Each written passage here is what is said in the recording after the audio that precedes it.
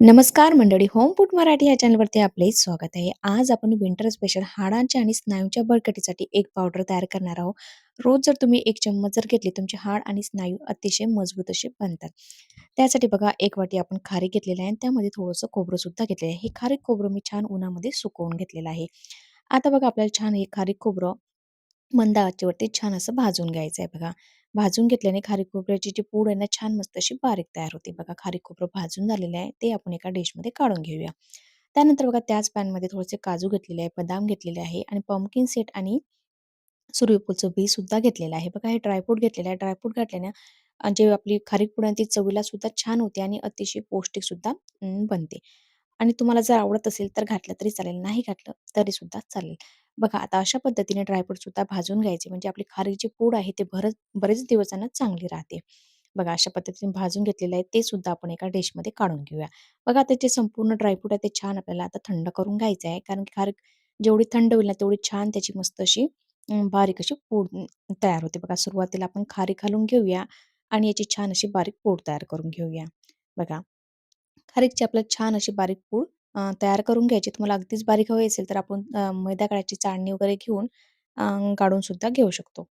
बघा आता हे फिरवून घ्यायचं आहे. आपल्याला छान अशी पूड तयार करून घ्यायची. बघा अशा पद्धतीची पूड तयार झालेली आहे. त्यानंतर बघा आपल्याला ही खारकीची पूड आणखी छान बनवण्यासाठी बघा आपण यामध्ये 2 चम्मच बघा आपण यामध्ये डिंकाची पावडर घालणार आहोत.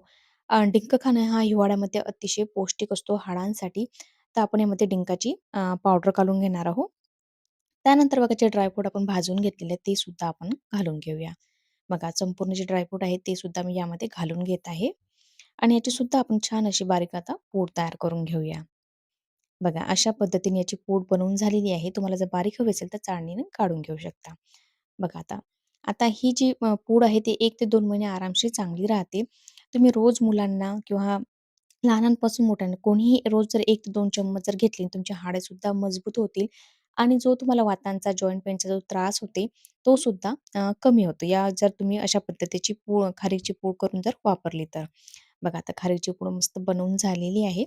पाहू शकता तुम्ही बघा छान अशी ही खारीकची पूड बनवून झालेली आहे. आता हे तुम्ही एका काचेच्या भरणीमध्ये किंवा स्टीलच्या डब्यामध्ये स्टोअर करून 1 ते 2 महिने तुम्ही ठेवू शकता. बघा आता. बघा तुम्हाला जर हा खारीक पूडचा जर व्हिडिओ आवडला असेल, तर लाईक, शेअर आणि सबस्क्राईब करायला विसरू नका आणि कमेंटद्वारे नक्की कळवा, की तुम्हाला रेसिपी कशी वाटलेली आहे. त्यानंतर बघा आता एका काचेच्या भरणीमध्ये आता हे मी स्टोअर करून ठेवणार आहे. बघा त्यानंतर बघा आता दूध घेतलेलं आहे. 1 कप मी दूध घेतलेलं आहे किंवा दुधामध्ये घालून तुम्ही हे पावडर तरी उकळवू शकता किंवा दुधामध्ये घालून सुद्धा तुम्ही पिऊ शकता बघा. अशा पद्धतीचे मस्त 2 चम्मच ही पावडर घालून घ्यायची आणि व्यवस्थित मिक्स करून घ्यायचं. मुलांना सकाळी शाळेमध्ये जाण्याच्या वेळेस देऊ शकता किंवा रात्रीसुद्धा तुम्ही मुलांना ही खारीक पूड तुम्ही देऊ शकता.